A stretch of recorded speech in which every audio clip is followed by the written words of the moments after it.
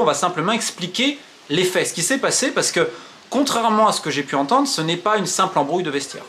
Parce que les embrouilles de vestiaire, notamment à l'entraînement, il y en a, hein, des fois on se met des gros tacles, etc., on s'insulte, des fois il y a une petite bagarre, mais c'est vite séparé. Là non. Là il y a eu 2 rounds, on va dire, ça a été 2 échauffourées, mais c'est vraiment bagarre de rue, ça a duré quasiment 10 minutes. Donc on va expliquer, et aussi pourquoi l'Olympique de Marseille a pris cette décision, et donc on va contextualiser un petit peu tout ça.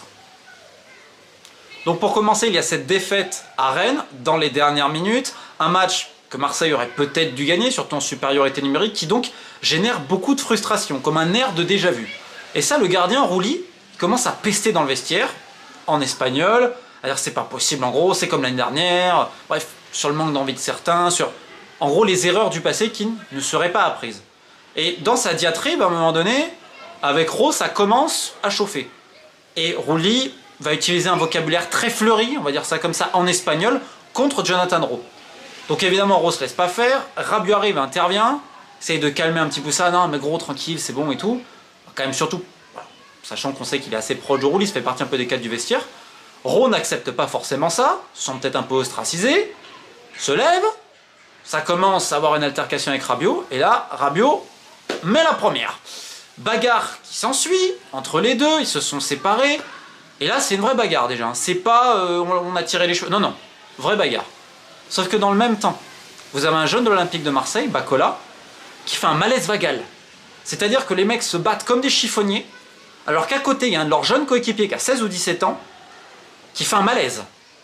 Donc je vous laisse imaginer, ils ont même pas, ils s'en foutent complètement, ils sont dans leur monde. Quand je parle de 10 minutes de folie, c'est un pétage de plomb de 10 minutes, mais complet. Donc, après on les calme, ok. Sauf que derrière, il se passe quoi? Rowe revient, et par derrière, paf, met une pêche à Rabiot. Évidemment, qu'est-ce qui se passe? Reprise, et là, les deux mecs sont en furie. Il doit avoir l'intervention de plusieurs personnes pour les calmer, parce que là, c'est une vraie bataille de chiffonniers. C'est pas, encore une fois, c'est pas la simple embrouille. Donc, Rabiot a tapé la première, deuxième fois, c'est Rowe, etc.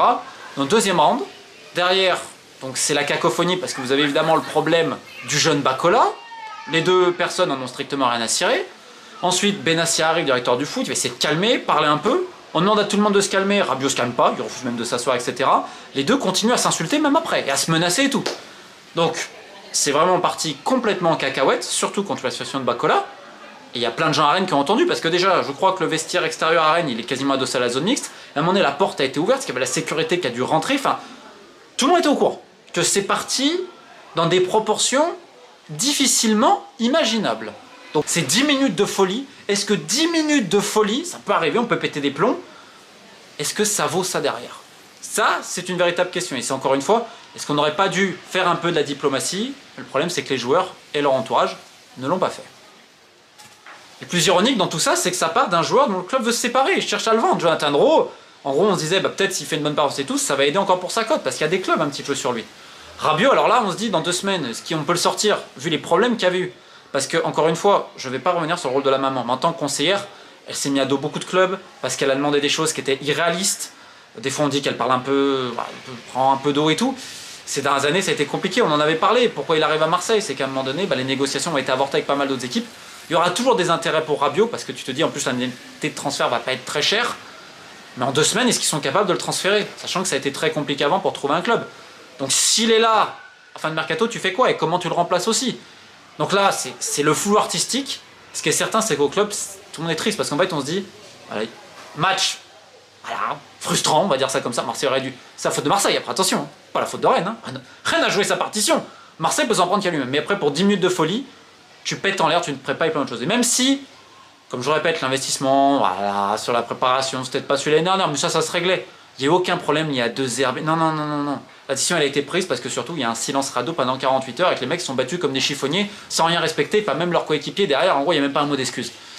Donc, c'est assez terrible de voir ça pour l'Olympique de Marseille. C'est très différent du cas Bemba. Mais là, maintenant, je suis très curieux de savoir comment ils peuvent régler ça. Est-ce que Rabiot peut sortir en 2 semaines? Rowe, je pense qu'ils vont le sortir, mais là, les clubs, ils vont mettre des offres à la baisse. Hein. Est-ce que ça va sortir en pré-option d'achat, en transfert ou que sais-je encore? Et pour Rabiot, vu le statut qu'il a dans le vestiaire et sur le terrain, il faut lui trouver un remplaçant. Surtout qu'en plus, l'indemnité de transfert de Rabiot ne sera pas énorme. On trouve comment à ce prix-là? Donc il y a toutes les questions évidemment sportives derrière. Là, il y a les jeux de communication qui commencent. Mais la vraie histoire, Je voulais raconter, donc au final c'est triste, ça ne sert surtout personne, et encore moins l'Olympique de Marseille qui n'avait surtout pas besoin de ça. Je n'imagine même pas la pression qu'il y aura sur les hommes de 2 herbistes ce week-end au Vélodrome face au PFC. On suivra ça avec beaucoup d'intérêt, et puis on reviendra peut-être sur les évolutions ces derniers mois à l'Olympique de Marseille, parce qu'il y a quand même pas mal de choses qui ont changé. Certains vont dire en bien, d'autres en mal, etc. On s'occupera de rester factuel, mais on va simplement souhaiter une chose pour tout le monde, un peu d'accalmie, parce que ça ne ferait de mal à personne.